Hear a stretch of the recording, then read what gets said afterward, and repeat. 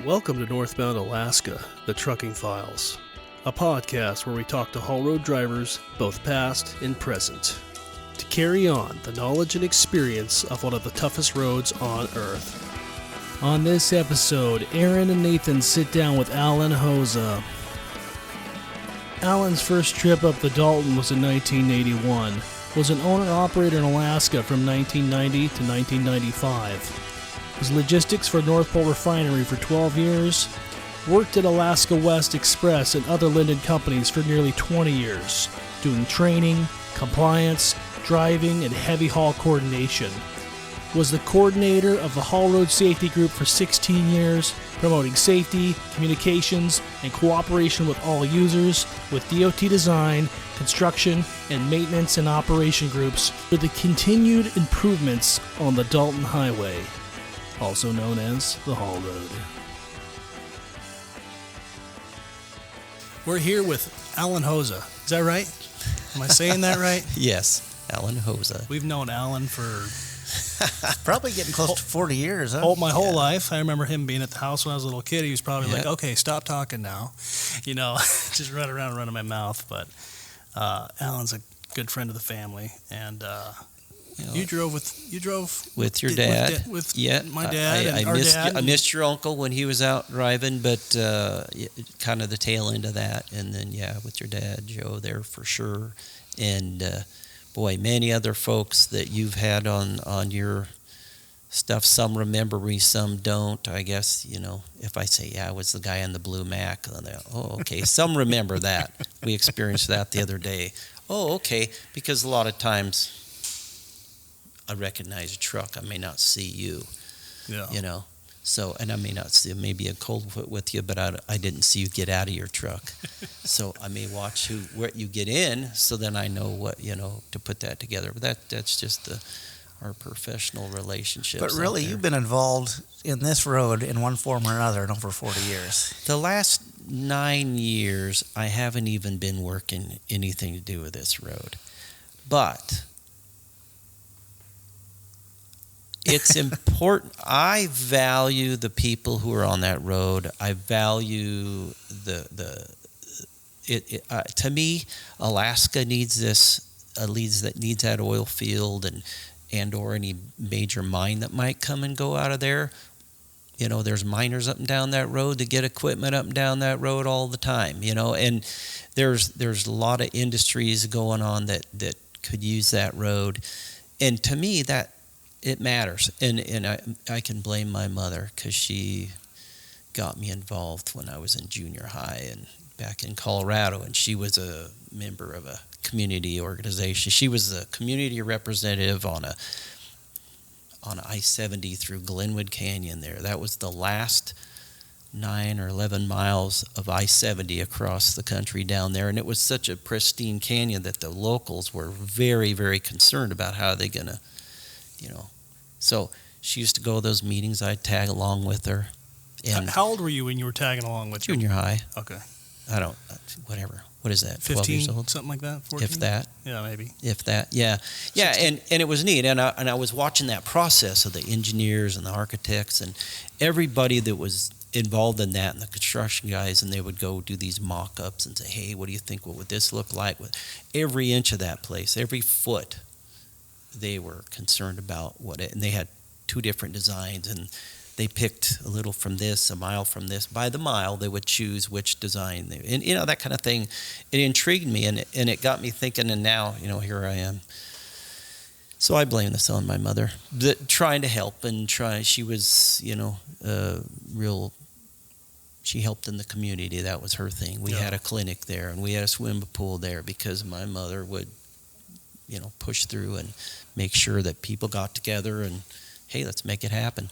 So I struggle, like I say, I wasn't even anything to do with the Dalton Highway here for the last 9 years, but there's, until someone else slips in, we need to communicate about it, do we not? There's a lot of folks that recognize you in the safety aspect of this road, right? I mean, I'm talking maybe. a lot of big wigs up there. You know, if you want to use that term. Oh, it's for the logistics folks and some of the I have interacted in different managerial levels and training and then like through this of just communicating and trying to communicate to everybody, you know, what's going on the road, and we have a couple meetings a year and that but the idea is just keeping everybody, if the oil companies understand the issues you're having on the road, and there's a couple of folks that have really kind of taken a lot of ownership in there, and you know, I haven't really named any names, and I'm not sure if I should be or not. I've avoided that quite a bit. I tend to be very general with things, but maybe get permission first, right? Yeah, well, but you want to, you know, there's some there over the years different logistics folks with some of the different major companies, and some of them kind of real active, and then they kind of backed off, and then the next group comes in, and or the different companies have different major projects, and then by that, but I've always try to reach out and make sure they're engaged and involved, because hey, you know, they're trying to get their goods there in a safe manner. You know, that they need their stuff. Yeah. And they need every load, because every load is important enough that they asked for it. Everybody who's hauling something up that road is taking something that's critical, one level or another. So we all have a responsibility. So us just having fun going up down the road is kind of cool. We enjoy it. But we do have a level of responsibility, and that's the professionalism side of this, is doing it, trying to do it right. So, because you're wearing their banner. If something goes ugly, and that's not fun when things don't go well. I've been in a room where, you know, federal DOT people or commercial vehicle folks are on that side of a table, and the driver's on this side of a table. And it matters. And if you've cheated things or you've not been honest, it's hard to explain it away when you're sitting there. And it matters, because somebody's life was at stake or whatnot. So, you know, I've seen that, you know, but have I ever fudged a logbook? Never. You know, but yeah, so what can I say? But you know, I'm no better than anyone else. But I've, you know, you just try to, you know, and when everybody knows you kind of try to, you know, promote things that are good. Yeah. as you know them anyway. It's really serious. I mean, I think about some of these motorcycles. I mean, some of these guys are thrill seekers.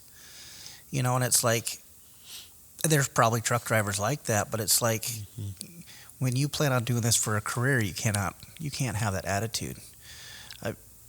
I've seen so many people get hurt, and I've seen people get killed, and it is not much fun. Excuse me. Yeah, and if you've been up there for any period of time, you're going to see that kind of stuff. And that's why we started really reaching out to different groups. We started reaching out to the motorcycle rental groups. We started reaching out to the tour companies. You know, the Tulik folks.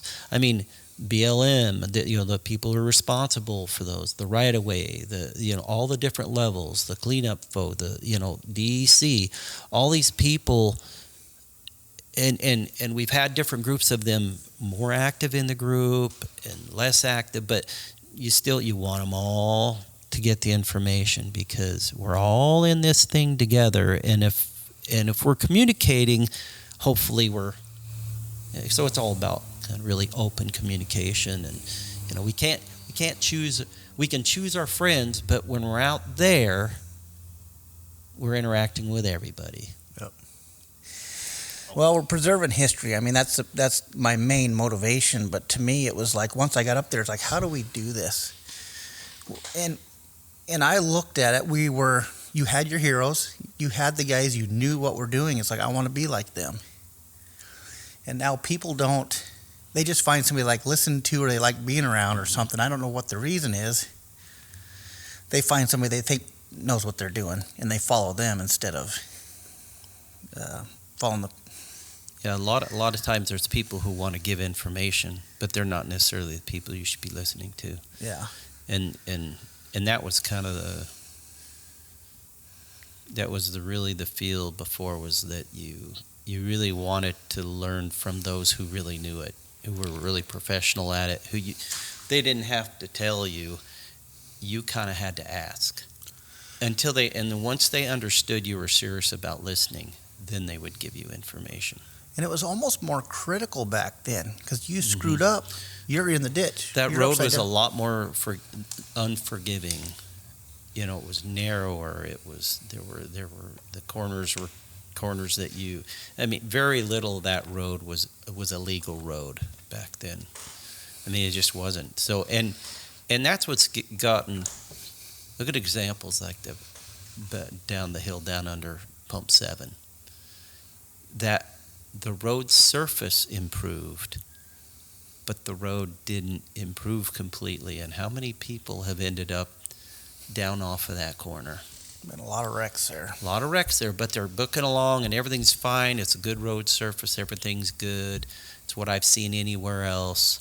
And that's where those who had been around a while understood what it was and still have a fear for that corner, because you knew what it was. And if someone comes in after that effect, because I think of like all that 42, 49 mile, all that area, 52 up in there, all of that area up in there used to be one little thing after another, and now you just kind of go through there and it's a whole different road. Yeah, and you're slipping and sliding in the mud with your chains on. Yeah. You know, and it's like... And you knew where everybody had trouble. You could either see it, or you heard about it, or somebody, Dave, put a sign there or whatever. You know, so you kind of had these reminders, and those were ways of kind of keeping everybody honest. The little signs or this or that. That was kind of in good fun, but by the same token, those times that you really like, yeah, somebody had trouble there. I better watch it. Yeah, they had trouble with their chains on, and now it's like the road's been paved 20 years, and it's like it's really taken for granted. Yeah, that's exactly it, and it just seems just like another road that they would go anywhere else, and there are places on that road where, and I've been involved a couple of times where the state has come to us as drivers, as the industry, and saying, hey, this is a section we're looking at, and we kind of group of us get together and say, well, we'd prefer to have this, not that, and they'd say, okay, well, give us the reasons, and they can veer a little bit from some of the standards if they have good reason for it, and if they can justify it, and it can't be enough that it's going to cause a safety hazard or whatnot. I mean, they're very, very reluctant to do that, but they're coming from a way out of spec situation, trying to get it close, but there's times when it doesn't make sense to go all the way that can actually create more hazards, and there's a couple examples of that I'm thinking of, but where groups of us have been there and we're like, no, that's not going to be good. That's going to get people in trouble. And so if you vary from that a little bit, but they're willing to listen, and because that's kind of part of what we've done over the years, trying to bring people together and talk about things, and but talk about things that matter. Not, we're not paying specific attention to who it is talking, but that they know what they're talking about. Yeah. I guess I was thinking about where we were at earlier, but it always makes me think of the Dave Ramsey quote, but, you're trying to lose weight, but your aerobics instructor's 400 pounds. It's like, I was kidding around. I was like, well, we don't want to be listening to a 400-pound truck driver, but that's probably not a funny joke. But it's the idea is you want somebody that really, it takes years to really know that road. I mean, it's to see everything that it can throw at you, weather and road conditions and all that. Dad used to always tell me, after 3 years, you watch, these guys don't maintain their humility. Mm-hmm. They will dump it, or, we've seen people get killed from that, and it's... Mm-hmm. And a lot of times the people that get in trouble, or the people who normally will do okay, will get caught up in this kind of group oh yeah, I'm with a group of folks, and I think They get complacent. so. That's the whole thing, is try to learn from those professionals who understand what they're really doing, and why they're doing it, and that they've had enough time up there. I remember one time Dale made the comment on a video. It's not the guy that's been up there. It's not the driver, guy or gal. It doesn't matter. The driver. It's not the driver who's been up there 200 times. I don't want to hear from there. I want to talk to the one who's been up there 2,000 times. That's the person I want to listen to, because they have obviously seen the changes. They've survived the changes or not. And if not, they'll tell you where they came up wrong. And my thing was always, why learn it the hard way? Why not ask the guys who've been there, guys and gals who actually know what they're doing, have survived it. They're not out there, and those are not the ones out there blabbing it. Those are the ones that are kind of closed-lipped until they realize you're actually listening and that you're going to actually pay attention. And then they start talking. And then they'll teach you, and they'll even take you under their wing, and now you've got something to work with. Now you're learning. And I don't know if we're naming names or not, but like for me, when I was back up here, and actually up here solidly here, driving my own, but I had just kind of been hit and run, hit here, hit there. I wasn't a constant driver for about 10 years or so out there. I would go occasionally, but I was usually with a seasoned driver teaching me the way, and it was kind of the times, well, I knew when they were doing something they shouldn't be doing. I understood it. I knew it. They maybe got by with it, but I knew I didn't want to be there. So I learned those things, right or wrong. I learned what was right or wrong. But I remember one day coming home, and I was back, and I was just trying to stay out of everybody's way, chaining up in the stupidest places or unchaining in the stupidest places. But I was chaining because I was like, I knew this hill was bad. I couldn't remember how bad, but I came back in November. That's a great time to, after not being up here for a year or two, jumping back in it right November, and I couldn't keep up with it. I wasn't gonna keep up with anybody. So it was a matter of doing things, getting caught in these stupid places and that. But I knew I wasn't in a place that was going to get me in trouble. At least you're smart enough to know that, not to try to keep up. There's certain people that are going to run different speeds, have different capabilities, and you don't want to try to keep up. Or you don't want to let somebody push you either. It's like somebody catches you or something like that, and then you start going harder and harder. That's how things happen. Yeah, and I wasn't a real aggressive driver, but road was good, conditions are good. Good luck keeping up with me for sure. But the majority of the time, if it was questionable or I heard somebody coming that was in a hurry, I'd conveniently find a place for them to come around. Yeah. So. When was your first trip up there? 1981. In the fall, late summer of 81. Yeah, and that was with someone. Actually, a driver out of Anchorage. I had come up with a friend of mine to Alaska, and just to kind of help him drive his car back home. He had to go back to put up hay, and he said, "Hey, come help me drive my car back." So, I was in Anchorage for a couple of weeks, and I ran into this driver. I saw that big truck, big truck, 4-axle truck. I'm like, wow, now that's a truck. And it was, brand new truck, 3408 in it.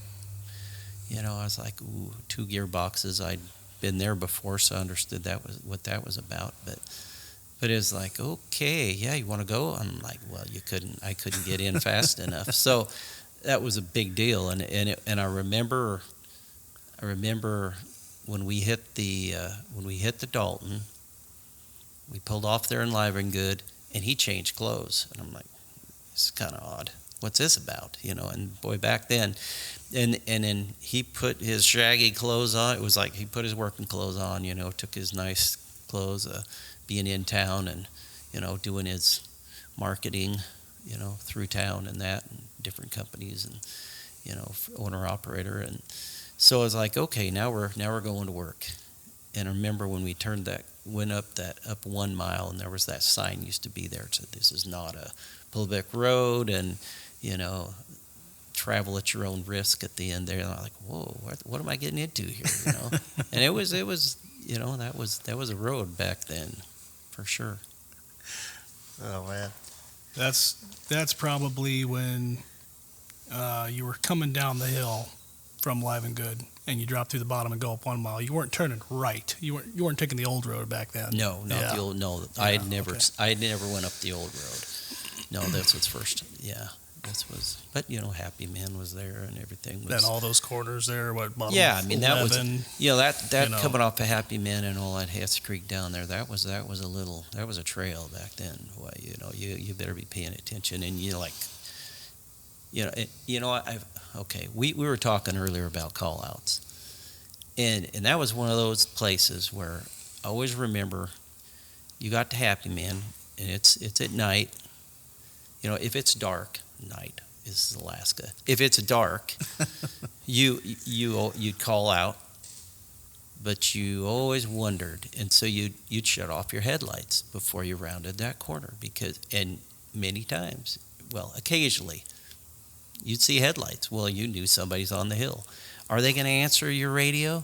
No, they're out chaining, and they could be pretty excitedly chaining based on what's going on. Not something you want to go down into. So you always listened, you always paid attention. You never, whether they answered you on a hill, on a corner, you never. That's the whole part of this learning from people they have good equipment now. I mean, there was a little bit of everything on the road back then, you know. Now the equipment's so good, the power's so good. I mean, this is a different world, and you just always knew there might be somebody there. And that's still now everybody just assumes, hey, if they don't answer me, I own it, and they just come barreling off the hill. That is the last thing. I mean, that's how you get somebody killed. Yeah. And the problem is people get by with it too much. And the people who are more aggressive tend to, other people start heeding that. They kind of give them the way, you know, oh, they're coming. And, you know, anytime you have, people will avoid them and give them the way and all that. Well, that's just kind of breeding more and more of it. But, and then if someone's trying to follow them and emulate them, then we're in trouble. But there's drivers that can get up and down the road. But if you watch what they're doing, they're slowing at the appropriate times. They're watching at the appropriate times. You don't see those nuances that a driver's doing, you know. And I'm thinking of a few in my head that I'm not going to mention. And they're good drivers, but they run hard. But they're not. They're very carefully doing it. They're doing it strategically, and it's not. That's the big thing, being professional and really watching out and respecting what someone else might be in a place. I mean, you never know where you're going to meet some tourist coming up a hill, coming around a corner. They're going to call out. They don't have a radio, and they can't necessarily or won't necessarily know how to avoid you. It's kind of our duty as drivers to heed them and help them. And new drivers, if they have the right attitude, and that's always been the thing, you know, you might do 1 or 2 or 3 or 4 trips in their one, and some of those folks don't want to listen, and so everybody kind of lets them struggle, but everybody else is watching, and everybody's talking and communicating about where they are and this and that. It's so much better when somebody comes up here and has got an attitude of, hey, what can I learn? How do I need to act here? What are the rules? Or, you know, can I hang with you or whatnot? And if somebody's escorting them or helping them, then they need to back off because they know the level that person should be running. They don't know. You don't know yourself, you know. And I remember one day coming out of the river there, and when I was that first winter, and I was starting to kind of get a better handle on it, but there was a group. There was 2 or 3 of them coming up behind me, and I thought, I'll just let them go around. And Mr. Thornton there was behind me, and he said, no, you're good up there. And he started talking me through the road.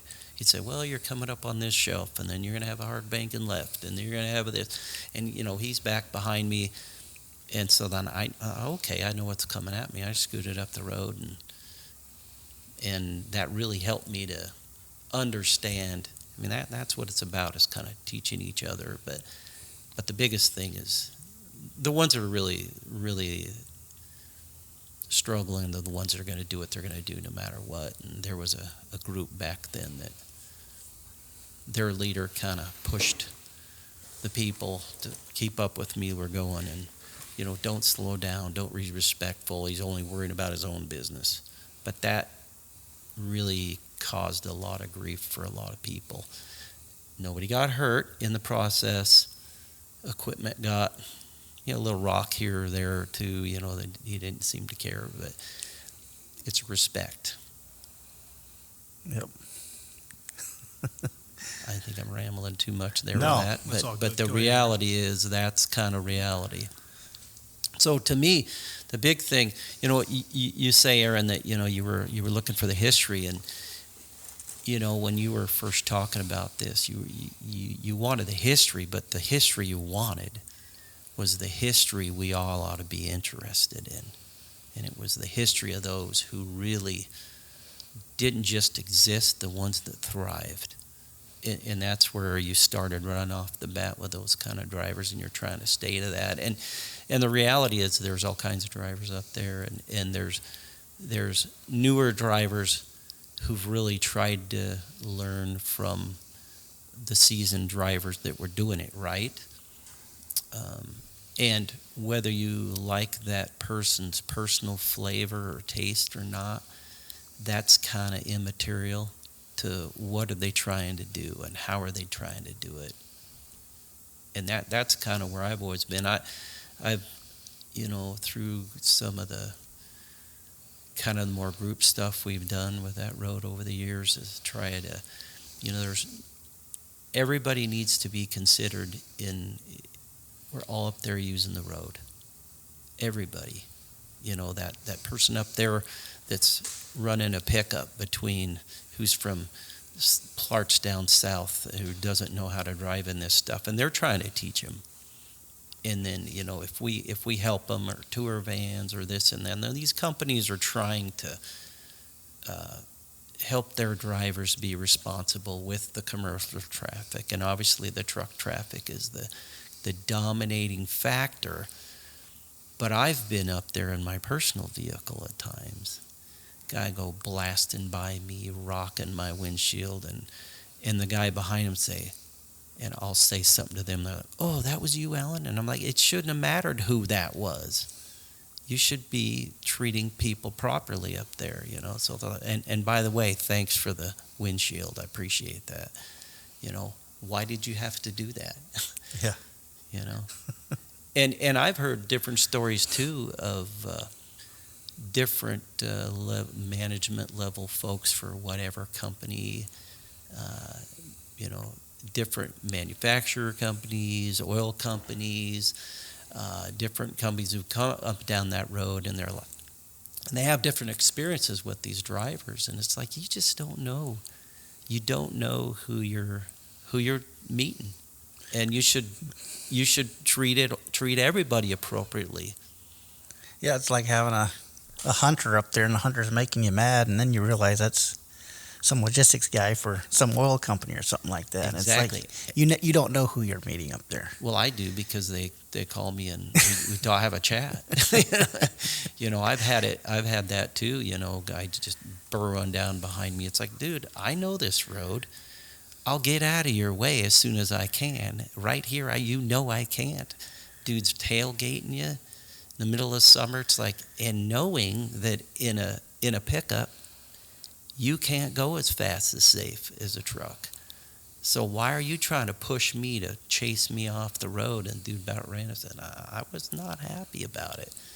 And yeah, I did talk to his boss. You bet I did. So, it's I'm sorry about that, Alan, by the way. Yeah. Oh, I know how to handle you. I just couldn't deal with you. And that's exactly that's the thing too. Is back, we used to have a pretty tight group community up there. Yeah. And if you did rock somebody, you better have that chat right then and there, or whatever. You caught somebody at a bad place or whatever.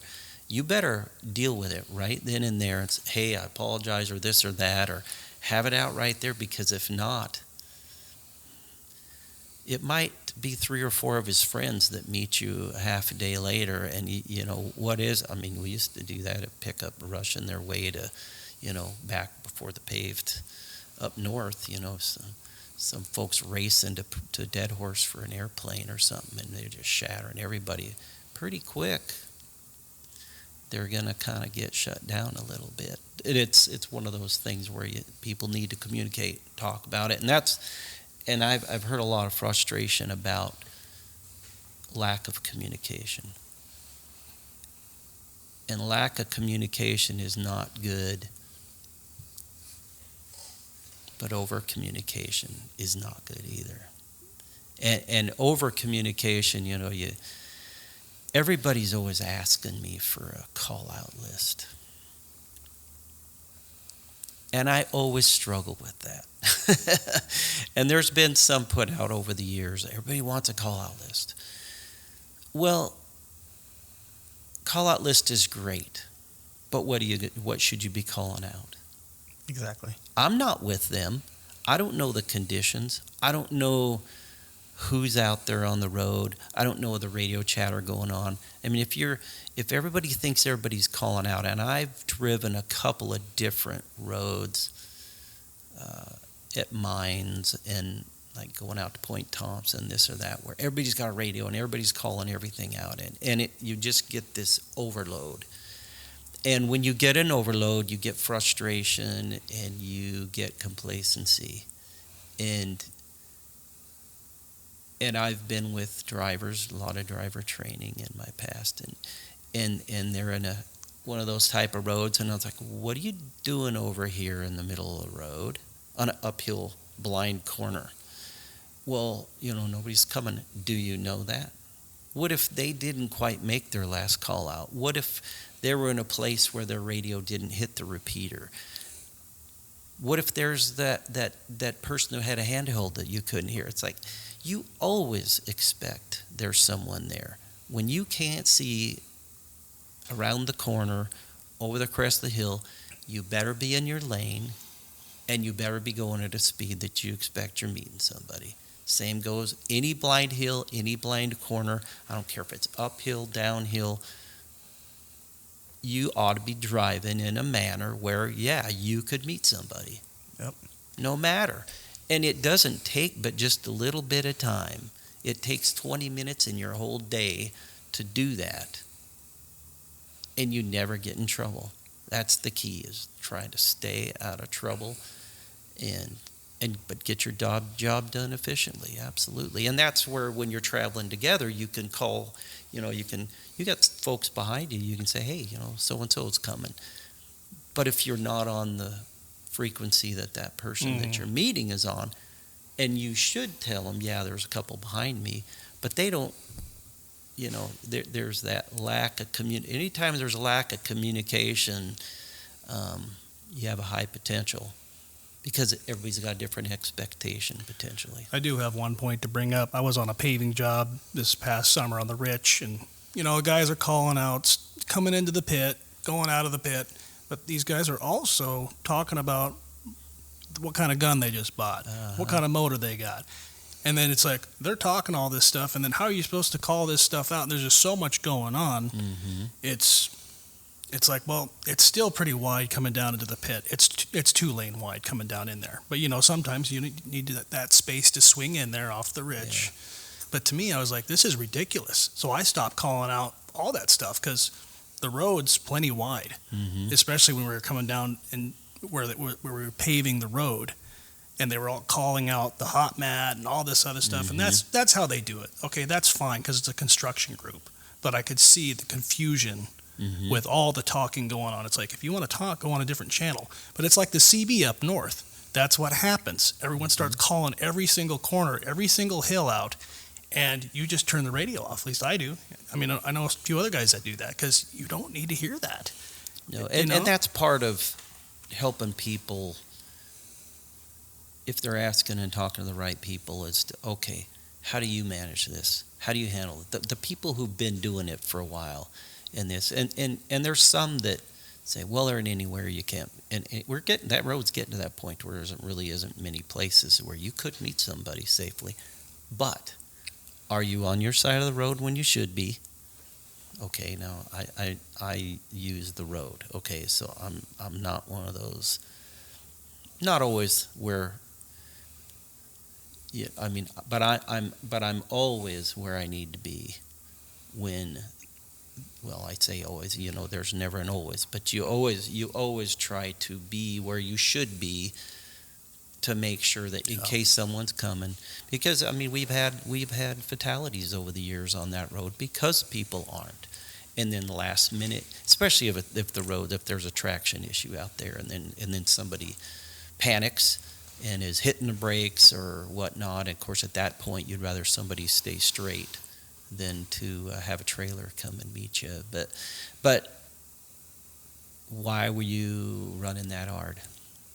You're just asking for being in the wrong place or putting yourself in a panic, or someone else in a panic that maybe can't handle it. And you may be able to handle it. They may not.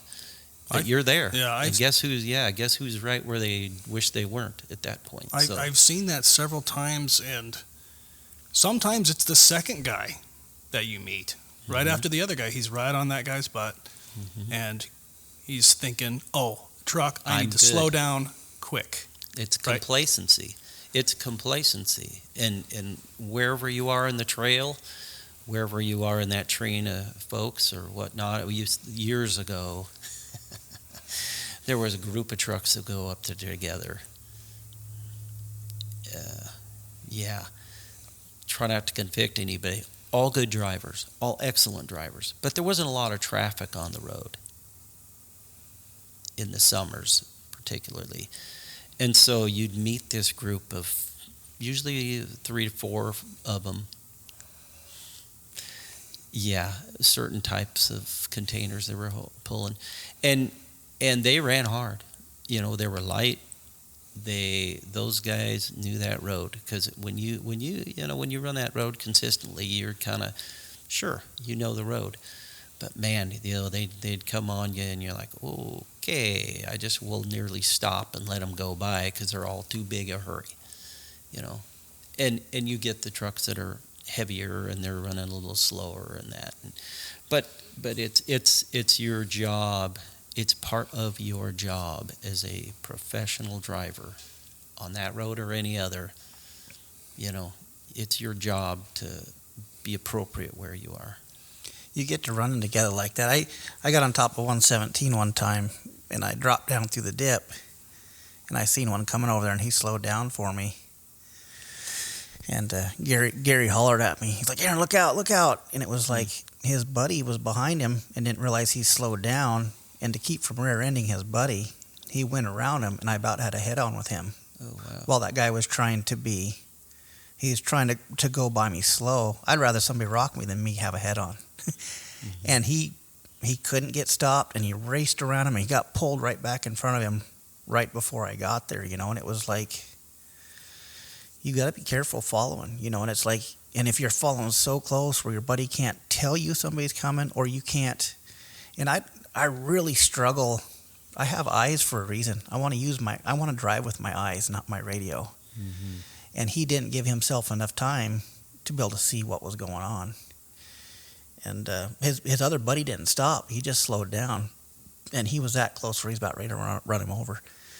That's sometimes there's not enough time on the radio when you have no margins in your time for doing that stuff. There needs to be some more space. It's a scary thing. You know, I mean, one of the main reasons we're doing this podcast is a lot of people know the rules of the road, but I want them to be able to think. I want them to understand why they are there, because a lot of these rules of the road were because somebody got hurt or killed. I really struggle I've had some friends die up there, and I don't want to see that again. But it's the whole call out thing. It's like to me, it's not even necessary in the summertime. I mean, to me, if there's 2 lanes there, it's not necessary. You don't. And I'm not saying calling out's bad, but it's like they call out and then they think they can drive crazy instead of driving with their eyes. Yeah, calling something out does not mean that you now own that road. But it's like a false sense of security when they do that. It's like subconsciously, I don't think they mean it that way, but they call out and then they just start driving. It's like, man, you need to be, if it's that critical for you to call out, you really need to be on your game and paying attention to what's going on. And I don't know. Yeah, call out is necessary is what I always appropriate. I just, I mean, there's very few and I don't run that road much anymore, hardly ever. There's been more changes than I know what used to be the critical points, and there were certain places I would call out unless I knew somebody was ahead of me, and I would call out when I hadn't seen anybody for a while, particularly because I know they're not talking to anybody, and we're out in the middle of nowhere, and it's like, oh, okay, hey, just by the way, I'm climbing this hill. It's just, please don't come barreling off of me. That's kind of like, hey, don't come flying off of there at me. You're calling out for somebody else. Yeah, you are, absolutely. And it's and as the speeds have increased because the road condition has improved, it can be more important, but it's more important for the driver to be more on their step and appropriately approaching those areas, no matter, because you're making overall better time. And that's the problem. If you're running 50 and you're slowing down, well, what are you slowing down to? You're slowing down to 42. I mean, that seems slow, but if you should be going 20 at that point, well, that's a long ways to slow down. As your speeds increase, because conditions are better, tires are better. There's so much improvement. It's ridiculous the improvements that are out there. It's impressive. There's some pretty good equipment, and it's. But when you've kind of had all those experiences where it wasn't, you really maybe think a little harder about the potential, I guess, is maybe it. And it doesn't mean a person needs to be paranoid, but they need to be paying attention. They need to be a professional, and they need to be considering the others that might be around them, because it may not be a truck that's got a VHF radio. Might be some tourist up there that has no clue and might freak out and hit their brakes when they see it because they just don't know, and like, oh, I got to stop here. Well, then that guy that's cooking along behind them doesn't know they've just stopped, and now there's another hazard, so now they've, so it all works together. Yep. So like the call outs for me, I kind of get wore out on them. It's like I have a limited amount, so it's like and I mean, it's kind of funny to say it like that, but I like to save those when they're necessary. If it's drifting and there's one lane or something like that, it's like I don't want to meet anybody in that drift and get screwed up. But it's like if it's summertime and it's 2 lanes everywhere, it's like, what are we doing here? Well, and maybe the rocks aren't flying and such and that, and and sometimes when you haven't seen somebody come along for a while, then and you can't see, you're like, usually that person has a slow, there's nobody way ahead of you. They're going to be probably at a higher speed, and you may think, okay, I'm gonna make a little bit of a call here, but calling everything, they might have heard your last 3 calls. Do you need to call them all? Yeah. And then you get that I'm going to turn you off attitude, and that's. I think a lot of that was kind of promoted a bit by some of the tour companies, but some by necessity. And if you think about that, if you have, you've got some folks in your vehicle with you, and you want to make sure that's a big liability thing, is we all want to make sure that those people can come and go safely, and so they're going to be a little more apt to call a bit more out because they're probably not going that quick, and they're, do we need everything? Yeah, probably not, but some are really trying to do their job, and you got to stomach some of that. Yeah. we do, but by the same token, help them. But If they're behind you, say, hey, I'll call out for you. It's like, hey, Yeah, that's part of being a professional, though, but Yeah. it's like it's, to me, stopping, whether they want to go stop, they have to have some common sense and be stopping in a straightaway or stopping where people have time to react. I don't know how many times you come around a corner and see a four-wheeler stopped, or they're dropped down by pump 6 and they're stopped just over the hump, and it's just some common sense. I'd rather people learn how to think and think how trucks move and think where people, as a truck driver, I'm thinking, well, that's a nice view, so a tourist might be stopped there. So you're trying to think of what the other people, you're trying to be proactive and think that way. And the people that are new up there, they're not really thinking about how, with these trucks and this power and things, with little power, I mean, they used to really try to use the momentum through all these dips, and that could really cost somebody a bunch of time. But I don't know how to say all that. You understand that because you were there, but it's, I don't know, you're just, how am I doing? You're doing awesome. Keep Yeah, going. I think in a way, and I don't mean that this probably to get a shrug from that, but I don't think you have to work as hard now. I mean, you don't. It's pretty easy. The equipment, and I've been gamut equipment, Well, it's like Aaron said, little you don't notice the 213. little hills. No. You don't notice that stuff You anymore. don't realize that, yeah, and that's no different than being southbound, and everybody who runs southbound, and the majority of people run empty southbound. Well, you tag on to a big, good-sized backhaul, you realize that little hump is not a little hump. That's a hill, and all of a sudden, now there's another obstacle to avoid that you weren't thinking about, and there's going to be some of that with some of these hauls that are going to be loaded southbound. It doesn't mean that it can't work, and it doesn't mean it hasn't worked, but it's been more of a select few who've been doing those heavier loads coming south over the years. Your heavy haulers, and so they're geared to deal with that, and you have to get in that. You get in that mindset that, hey, this is my paradigm for this trip, and I'm gonna be a little more tuned in because everybody around you doesn't necessarily know that. That's why we have pilot cars.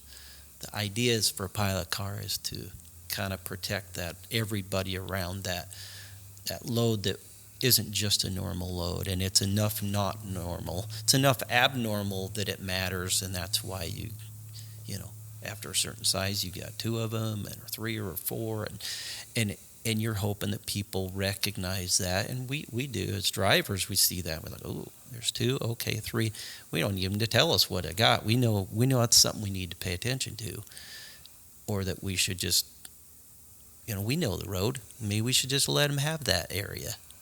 Yeah. I'll wait right here. Shouldn't need a pile of cars we do, but we do, and I know, Aaron, you've been involved with a lot of heavy haul type stuff, and down here on the pavement, it gets interesting at times, and I, being around that and being involved in that, you understand that, but the average public out on the road isn't, and there are other users. Those users are not savvy, and that's where we're trying to educate them enough that we're keeping them safe, and that's where it's important that a pilot car professional, being a professional, is at an appropriate distance in front of a load, or at the appropriate location for where that driver, not just meandering. And just the other day I was coming up on the parks, and I'm like, this guy's trying to race me to the top of the hill. It's like, dude, you're 3.5 miles ahead of that load. What are you doing? The average motorist is going to forget that you were even there by the time they get to that pilot that's right in front of that load. Shame on you. What are you doing? Get in your job and stay in your job. Or and so being professional and really paying attention and not being complacent. Yeah. Thinking about the pilot cars and thinking about them calling out all these different things. And I'm getting interrupted. That just shows how important you are. Oh my gosh, yes. It makes me think about even calling out, coming in and out of Coldfoot. It makes me think of a friend of mine. He's like, do you call out when you're leaving Fred Meyer's? Because it's like you're just kind of expecting somebody to be there, and it's like you're doing 5 or 10 mile an hour. Somebody's coming. I think I can stop, and we can make it through there. It's just it. There has to be some thought process to come to some of this. Yeah, because I agree with too much is too much. But there are times, and I'm thinking of one evening, middle of winter, and we were on the taps, and one individual who been up there forever, and his thing is, you can meet anywhere on this road. And true, but one of the easiest trailers to pull, one of the easiest trailers to maneuver, and that's fine, but not everybody is. The others are maybe working with a heavy pipe load or this or that. The majority of the others are, and so not really considering that. And just kind of totally started just yakking on the radio. And it was one of those nights where you better be paying attention. Everybody's struggling. And it was one of those changing evenings where the weather was changing and it was starting to snow, so it was warm. It was all wrong. And that individual just like, oh, this is stupid. Anybody do? And he just started yakking back to your...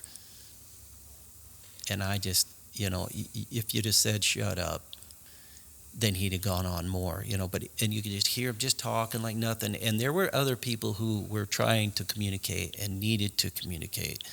He'd already gotten back past that critical point, but you could hear him for 20 miles. And all those other people back there trying to, but they couldn't hear each other. And there was some few questionable situations there that were caused by that. So appropriate communication. Shut up when you should shut up. You don't have to catch up to somebody haven't seen for a month when you really, the radio needs to be clear. Or go on a different channel. Go on a different channel, and now you're on a different channel. And are you then communicating with the other people that are going into a situation that they need to know about? So there's a lot of that. There's so much of that these days. Because nobody really wants to. People don't really want to communicate with who they are, and they get frustrated with it. But the over communication thing really turns off. You've said it. I've alluded to it. But we need reasonable communication, and we can't shrug it either. So we got to really watch that. This idea that everybody needs to call every corner and every hill, and then they're not paying attention to their work. It's too much. It's like they're not focused on the job. What's that hill look like? Not, is anybody coming? It's like, what, So it's all part of the job and learning it. And that's where your history coming in is trying to talk to some of these people who have survived this stuff or even thrived in it. And now things are a little better, but hey, how did you make it through that? What's your thought process in doing this right? Yeah. That's really, I think, the objective, because I think we all struggle with anybody and anything we're doing where somebody just barges right in and, oh, this is how it is, and really, I don't really care what you have to say, and I appreciate it, but I'm sorry, I'm struggling acknowledging it. They're the first ones wanting to talk, and you have to be careful who you're listening to, and I think that was your real objective of this, is trying to get out there. Who should I be talking to, and what kind of perspective are they going to give me? Because, man, to me, I don't want to learn the hard way on everything. And we'd be sitting in pipe yards loading the pipe. Hey, these guys have been doing this for years. Hey, pay attention to what they're doing, asking questions. And the guys and gals that really know what they're doing are the most hesitant to just blurt it out, because there's too many people talking and too many people want to be something. If they really understand you really want to know and that you're going to do something with the information they give you, now they're in there with you. Well, and they're going to help you. It turns into an argument sometimes. It's like you try to help somebody and then they want to argue, and it's like, I'm not going to waste my time. It's like, obviously you already know everything you need to know. There's no room to learn anything else. Well, not everything you need to know. You know everything. Yeah. But do you know what you need to know? Yeah, but that's the concern that you have with somebody like that, is that you think you know it all, but what is it you really know? Yeah. Yeah. It's kind of a scary thought, because you'll be learning till the day you die, if you have the right mindset for doing that. And there's some folks on that road that you think, oh gosh, okay, they may not be the most popular person or may not be the most outgoing, but you watch them and you know that over the years they've done okay and they've kept out of trouble, and you may not hear from them, but you know that you're gonna, and that kind of person is worth talking to and worth hearing what they have to say too. So Yeah. I think you're trying to kind of catch a gamut of people that you're hoping is doing right, and you're trying to pursue that to give perspective. I had a thought here, and I was thinking about those pamphlets you were kind of part of with the ATA, but it's, for me, I can read through all that and all that makes sense, but how, in a lot of ways, reading through a lot of that stuff when you're new, a lot of that stuff needs to be expounded on to learn from. How do you think, and I don't have the answer, but how do you think would be a good way to be able to teach somebody how to expand on that? I mean, you almost need to spend time with somebody, or... Yeah, it's interesting. That whole Dalton Highway etiquette program, or I'm trying to think, initiative, was like nearly every carrier, every oil company that was involved, or kind of reaching out and saying, everybody was concerned about how things were going. There were a lot of drivers coming into Alaska that were ill-equipped to do it. They didn't have equipment. They didn't have the communication skills. I mean, some couldn't even speak English, or the means to do it. They didn't have radios everybody else could communicate with. So kind of running up there blind, and it was causing a lot of concern. And then you have that, but you also have those who've been doing this for a bit, and they got it figured out, and they don't have anything to share because they're really concerned more about themselves and the people that they hang with. And so you can, if you shrug it,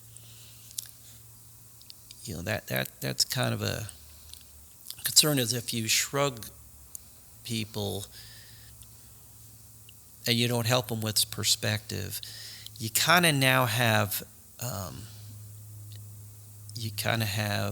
issues out there that you can't control, and you can't ever control everybody anyway. But I mean, if you're not helping somebody and they're doing stuff that's not really in the way they should be, and you just kind of watch them struggle or whatever, and that's the tendency, because when it came at us like it did, I was hearing from all directions, hey, do this. And to be clear, that move, that wasn't started by me. I just got a bunch of folks together and we're like, okay, what do you have to add? What do you have to add? What do you have to add? And that was the whole thing, is hearing it from all directions, okay, and this is what you're trying to do here on this, is, okay, what do you have? What is it that's critical? What is the message? How can we at least package something to give people at least a reasonable perspective that could interact reasonably with everybody else out there? Or how could they not necessarily thrive, but at least kind of survive until they figure out whether they're going to keep doing this and do it right or whatnot. And that was not the case of where things were going. So it was a movement there was enough interest from all different angles, like, okay, well, let's try to do something. And there was a few real key folks that jumped in there, and I said, okay, everybody gave their stuff, and I just kind of started helping. So it wasn't me. And then at the time, the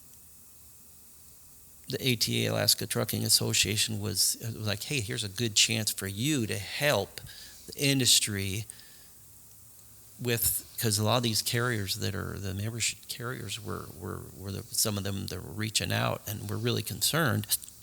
So it's like, hey, here's a good chance for you as an organization to support our industry.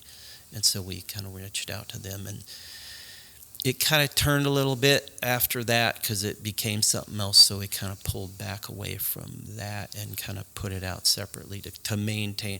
It wasn't to promote an organization or to promote a group. It was to promote the information that drivers need to have on how do I prepare myself, how do I prepare my equipment, and how do I interact with others on that road for everyone to be coming home safe. Every trip is the objective. Every trip. We want everybody to come. You don't do that up there just to do that. You do that to support your life, and it's pretty bad when you have multiple. From every angle, people are concerned about that. They're concerned about their safety. They're worried about who am I going to meet? How am I going to interact with this? And the state's stressed with how can we support all this, because there's people requiring more support than they should be having to ask us for. And they could not give it to them, but then they're really in trouble. So it put a dilemma on everyone. It put a dilemma on everyone. So that was a movement to try to capture some of this. Hey, these are critical elements. That's what your objective is. You kind of say you have history, but I know your heart. I know we've known each other a while, and I kind of understood where you're reaching out. And that's it's a good thing. And I've seen there's some other things out there, and even supported by organizations, and I'm wondering what the objective is, and I'm a little disappointed with that, because the companies that put their monies together are really looking to use their efforts for the safety. It's there when you're under lease to a company. Obviously, you're carrying their signs. You're taking their liability out there with you. And in oil companies, the big pocket that everybody's looking for, or that end customer has a lot in the game. Whether anybody pays attention to that on a daily basis, you don't think about that. Hey, I got this load, I'm going to Prudhoe Bay.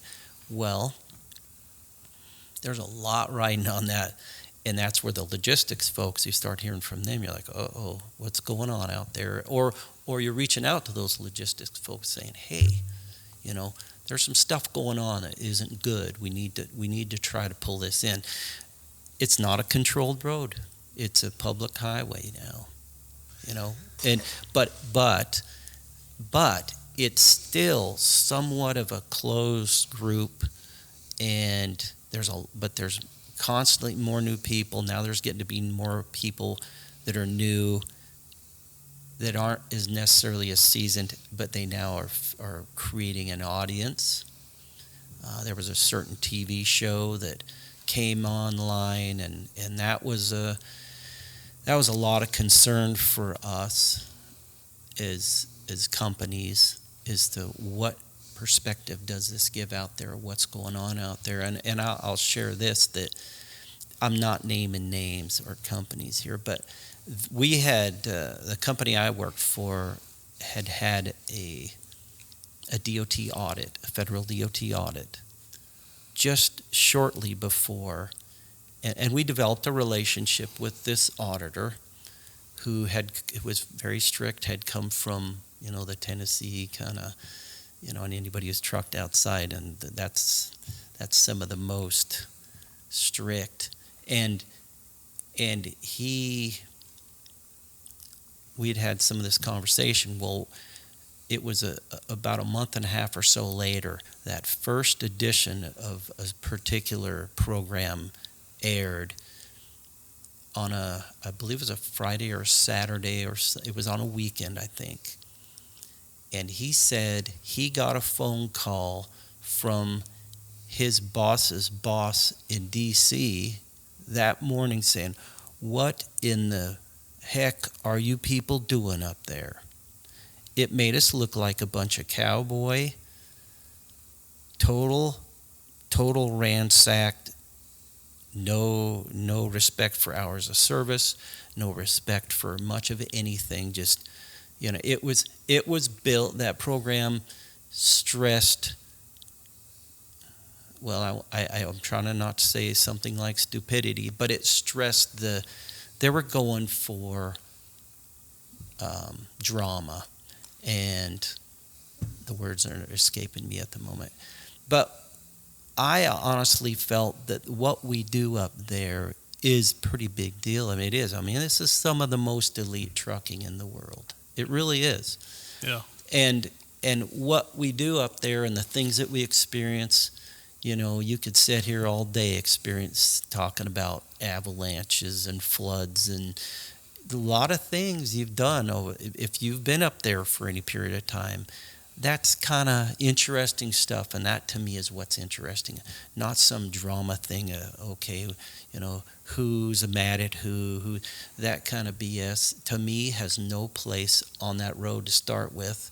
Yes, there's people involved up there, and there's going to be that, but that's where like the Haul Road Safety Group came from, was driven by the oil companies because there was an interaction with two drivers of major trucking companies in town, and a result of that was a fatality. And when they discussed it, they found out there was a lot of animosities between the companies, and that was like, hey, you guys need to get together and to work together. And that's the whole point of all of this. And that's where, finally, 20 years later, or 16 years later, or whatever, we're like, oh, we need to do something. Let's get this Dalton Highway etiquette. What got us to this point? How should people be able to handle each other and their equipment and such? But Man, that was good. Yeah. I don't know that I went too far with that. No, but that was but good. the reality is Aaron that had a couple things to bring up, but he probably forgot them. But I don't even remember where he started.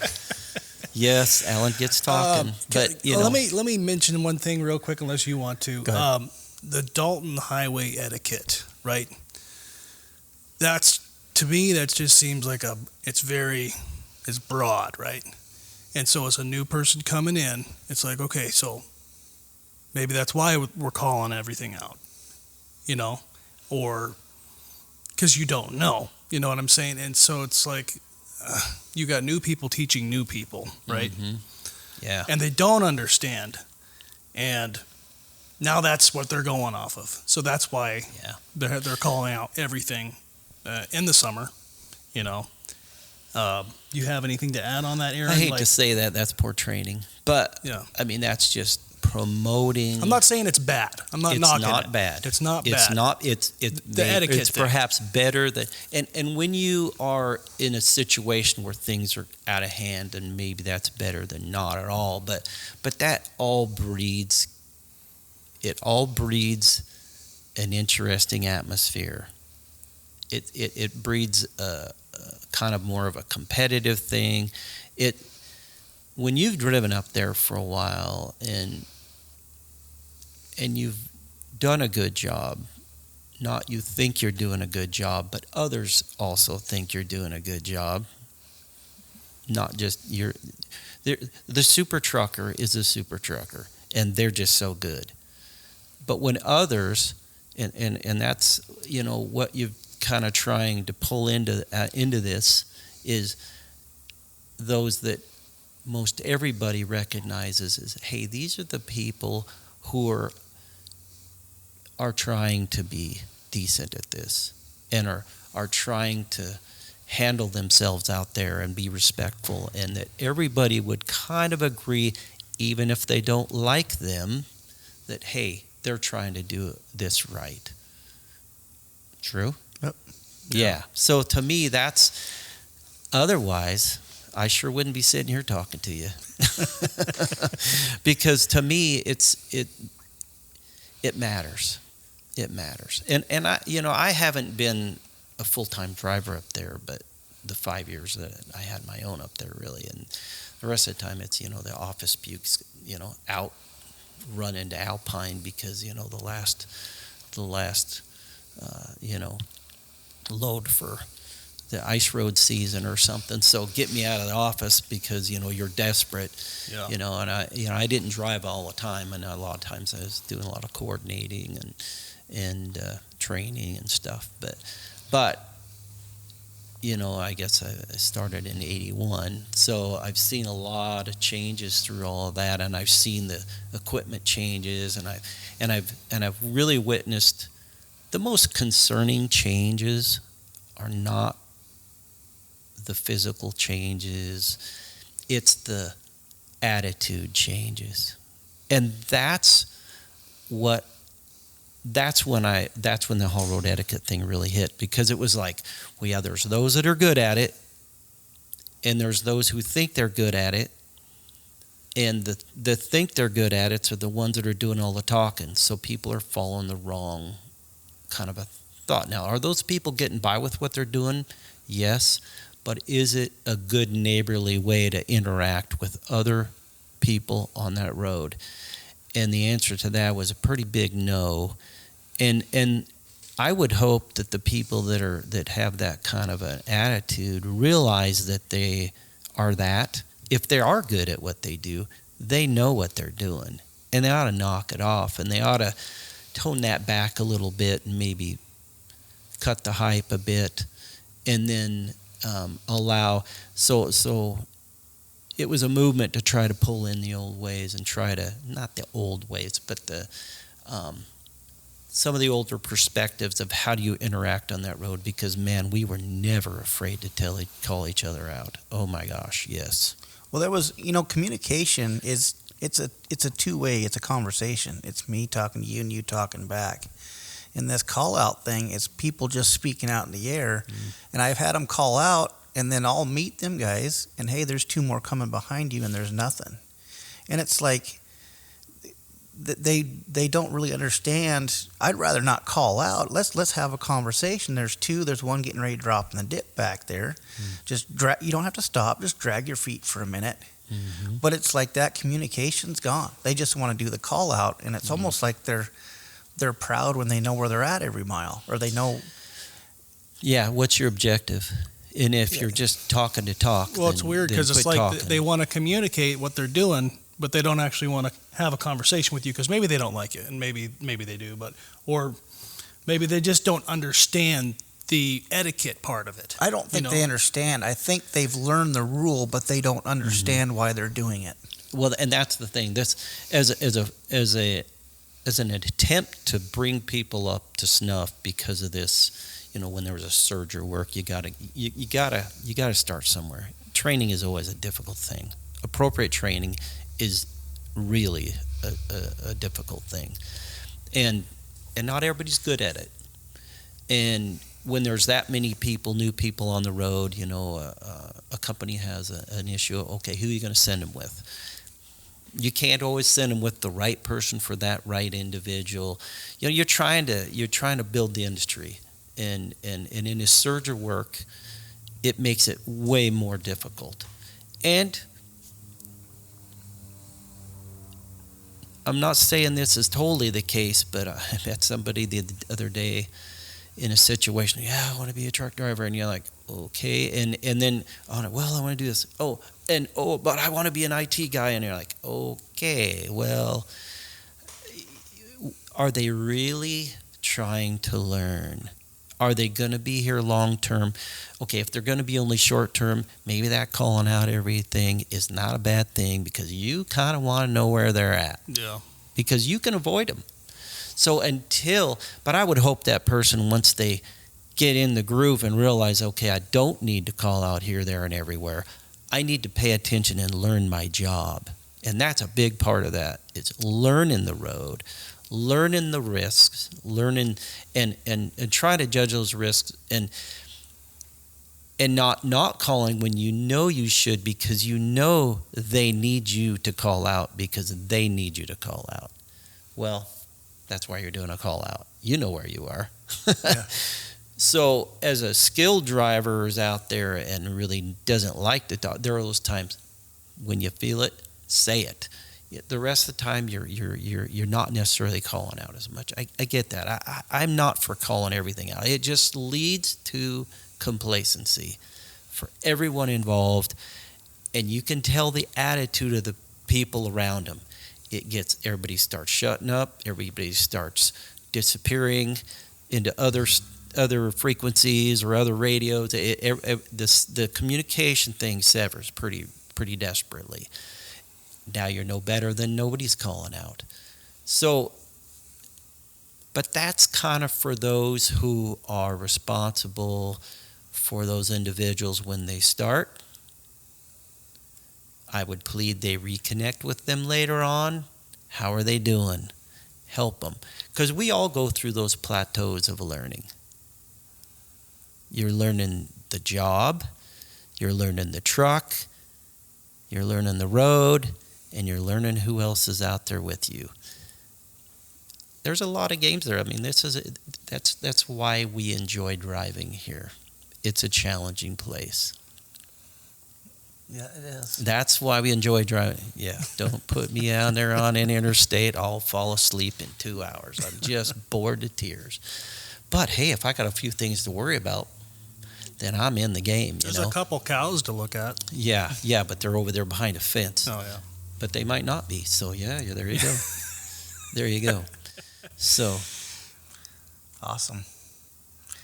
Well, I just want to thank you for being a good friend, a good mentor. You've been there for me in a lot of different ways. And you showed up again today. Well, because there's another example. You always wanted to do it right. You always were trying to learn. You started learning from your dad, you guys, your brother, your uncle. Your brother, and so, but you always wanted to do it right. And are you doing it right? No. I'm human. No. Yeah, exactly. And when you do a stupid, and if that's all that anybody remembers, I could tell you my stupids, but you're like, yeah. It's what do you do after that? How do you create? That's always driver training. Always got, people get paranoid. It's not the mistake you made. It's what do you do from there? Where do you go from there? Are you learning? Are you trying to do better? And can we move forward and then share what you learned? Awesome. Yep. What do you think? I think it's good. I think I've done enough talking for the day. How did you get to Alaska? Just real quick. Me? Yeah. I think I mentioned earlier, I grew up in western Colorado, and a friend of mine, a high school friend of mine, all through school, had a stepbrother living in Anchorage. He worked for a computer group, and he had come up to visit. And then his father got sick, and he had to come back and put up hay for his dad. So he came back, and he convinced me. I was kind of in between school stuff, and he said, "Hey, why don't you come back up and help me drive my car back?" Well, geez, he had a Trans Am, for crying out loud. Should I say no? And that was back in the day when the Alcan was the Alcan. I mean, what color was that car? Black. Oh, I figured. I figured. It had the bird on, yeah. The Firebird on there. So, yeah, no, it was fun. We had a good trip, but I was in Anchorage for a couple of weeks, and then I always had this truck driver thing in my brain. And what year was that? 81. 81. Okay. Yeah, early 81. So you came right up to the haul road, right when you got here, pretty much. Well, yeah, I was in Anchorage, and that driver ran me out of town a little bit, and I'm like, ooh, this is cool. I mean, 3,500 miles on a brand new truck, shiny truck, and he asked me, do I want to go to Prudhoe Bay? Well, give me a break. I was in that. Off we went, and it was like, wow. And Coldfoot back then, just to give you a little bit of a world, Coldfoot was a dirt floor wall tent. And you'd step up to the bus. There was an old school bus, the old rounded back school bus, and you walked up onto a wood platform, and you'd holler at the cook and tell him what you wanted, and his kitchen was an old school bus down one side. Yeah, it was pretty crazy, and yeah, fold up tables and chairs. That was Coldfoot back then. So, did you take pictures? I wish. I wish. About the only time you did. I'll never forget, though. It's like, wow, this is a different world, you know. It was, and it's pretty cool stuff. So, anyway, yeah. So that's been a while ago, but a lot of changes since then. But I came up with my own truck in '90, and was for about 5 years was up there around, and so you know, and I ran acreage stuff and that too in between, did a little whatever I could do. It was kind of slow. That time was kind of slow. Did you ever did whatever beat anybody up on the side of the road for cutting you off on one of the hills or anything like that? Or are you trying to remind me of something No, that I'm not remembering? No, you seem like a calm, collective guy. I've never seen you mad. There were times where he doesn't like to talk about it. Yeah, there were times. We're joking. We're all joking. Trying to remember the positive things here. Yeah, no, you know when you got it, you'd make a comment. Yeah. Or you would mention it to someone who had influence over them. Yeah. That was another approach. But yeah. if you didn't feel like your comment that you made at the time was appropriate or was really received, then you'd try to go for other influencers. Mm. That's awesome. But I can't remember anything specifically, really. There's probably several, but I'm just not there. Maybe at another time we have Burley come in here or something, and you guys can talk. Oh my gosh, yeah. That dude helped me a lot. I mean, yeah. He's helped a lot of people. He's helped a lot of people. That's what we found out. Bringing bumpers back, bringing trucks back. But that's the thing. Okay, he was known to be kind of ornery in his day. Just a little, though, right? Like a fishing story, just a little. But the kind of guy who, when it came down to doing the job and teaching people how to do it, that's why people knew him. And you listen to people, you talk around town to the guys who've been around here a while, and that name will come up. So the one of the more ornery guys, at least known to be kind of, was also one of the most helpful people, and that's the thing, And those drivers who are good at this, and they know they're good at this because they know, not they preach that they know, but the ones who really know, and they're the kind of more quiet ones, and they have things to offer, and they need to share it. That's awesome. They just want to drive their truck, though. I know that. But they also want to not be afraid of what they're meeting. Mm-hmm.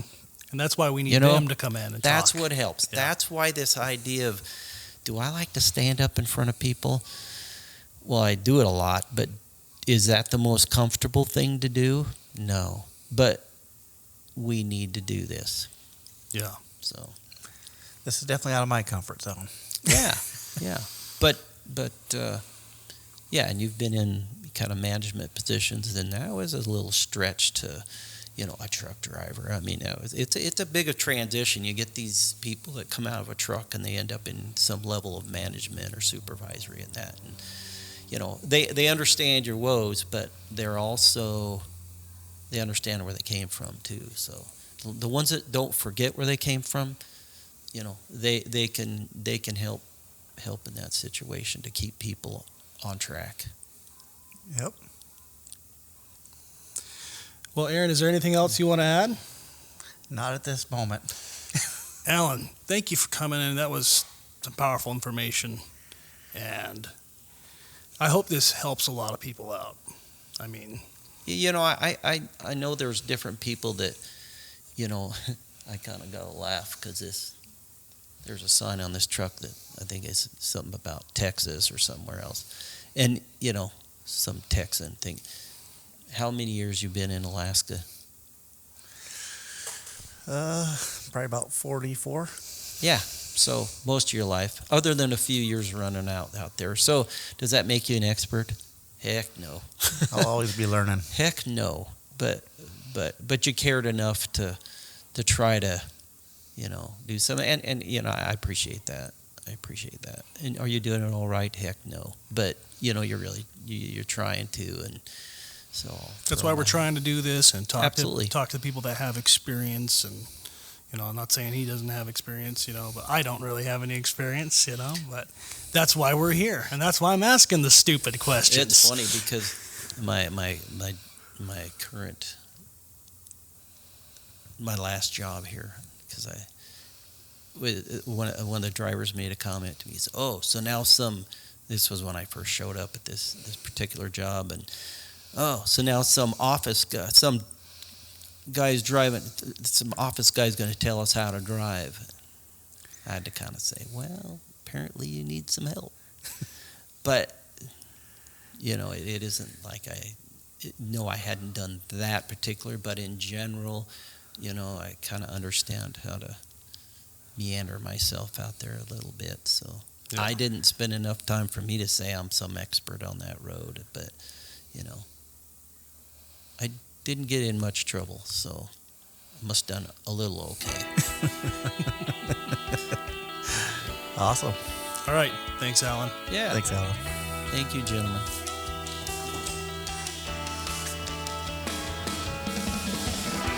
Did we get our 10 minutes in?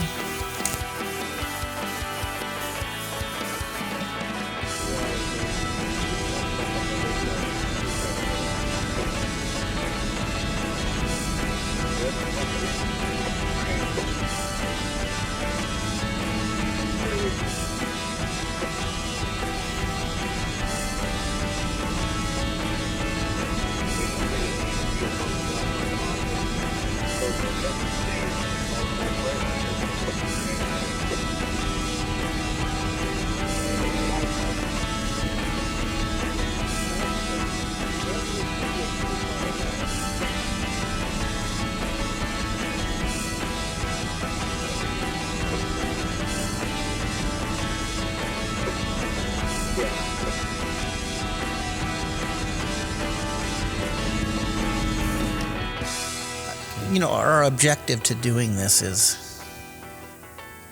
is to preserve the history. I love history, so that's the whole reason we're doing this. But my thought process was, how did I learn? And my learning was based on that Tim Anderson. Oh, come on, driver.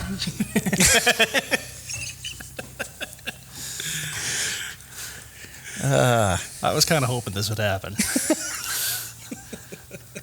That's all these one-liners from the show. Nice. You guys.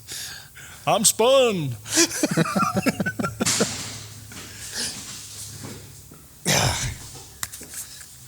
That's going to be distracting until we get that done.